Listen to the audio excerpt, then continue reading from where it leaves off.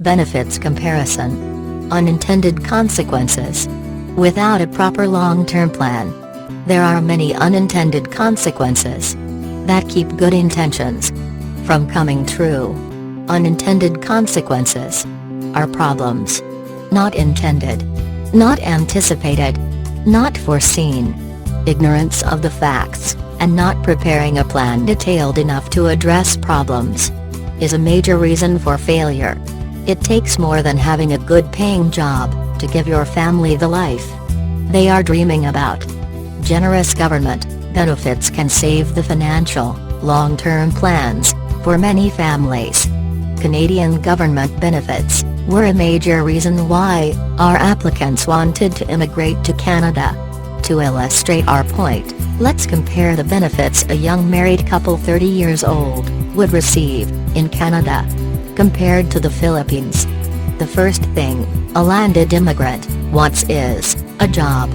The minimum wage in Canada is 14 Canadian dollar per hour, which equals 2,240 Canadian dollar per month for 160 hours of work. Converted to pesos, the minimum wage salary equals 89,600 pesos per month. The minimum wage in the Philippines is 13,000 pesos per month. Let's find out if a young married couple in Canada can raise their own family without financial help from their extended family. Husband and wife's monthly combined income in Canada equals 4,480 Canadian dollar per month, or 179,200 pesos. Husband and wife's monthly combined income in the Philippines equals 100,000 pesos. The family grows and their first child is born, and later on, their second child is born. In Canada, the government provides monthly child care benefits to families for children through age 17. For children age 6, the monthly income per child is equal to 533 Canadian dollar per month, or 21,320 pesos. For 2 children under 6 years old, the additional income the young family in Canada will receive is 1,666 Canadian dollar per month, or 42,640 pesos, which is a great help to the young family to cover their additional expenses for raising their children.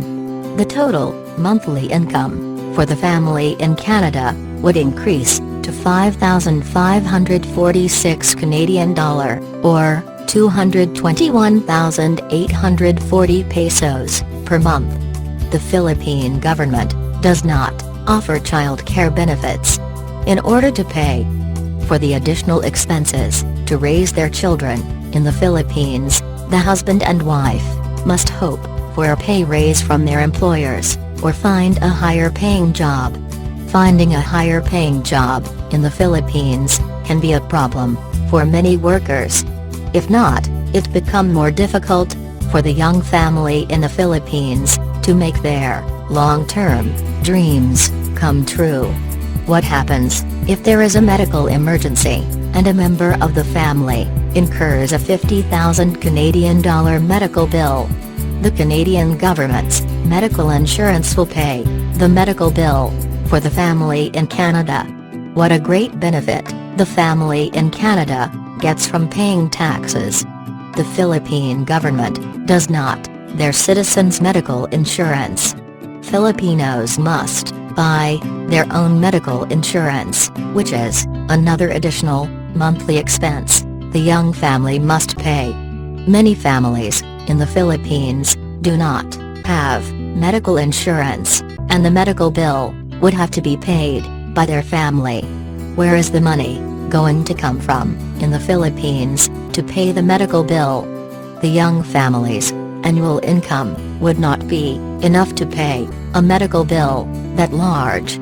There are other Canadian government benefits, but too many to list.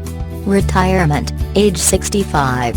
Husband and wife that have worked 35 years in Canada can expect to get a living income, from the government at retirement age. Old age pension is equal to $1,500 Canadian per month, per person. 35-year pension is equal to $1,600 Canadian per month, per person. Husband and wife's combined monthly income equals $6,200 Canadian per month, or 248,000 pesos. Income presented under pension varies based on salary and situation of the retired couple. In the Philippines, the combined monthly income might only be 10,000 pesos. It's a sad situation in the Philippines. Unfortunately, medical bills do arise in old age. If a 50,000 Canadian dollar emergency medical expense had to be paid, the Canadian government will pay the medical bill. Retired Canadians get free medical insurance after age 65. In the Philippines, the typical family would have a very hard time paying a 2 million pesos medical bill. After age 60, in the Philippines, it is very difficult to buy medical insurance, and if the retiree can buy medical insurance, it is very expensive. A retiree in Canada feels a lot different than the typical retiree in the Philippines. The Canadian retiree knows they will not be a financial liability to their children in old age. Sad to say, the feeling might not be the same for most retired Filipinos in the Philippines. In conclusion, in which country is it most likely that a young married couple can raise their family without financial help from their extended family? The comparison of income earned and government benefits received is very obvious. Why would you settle for second best when you can give your family the best? For qualified applicants, the choice is yours.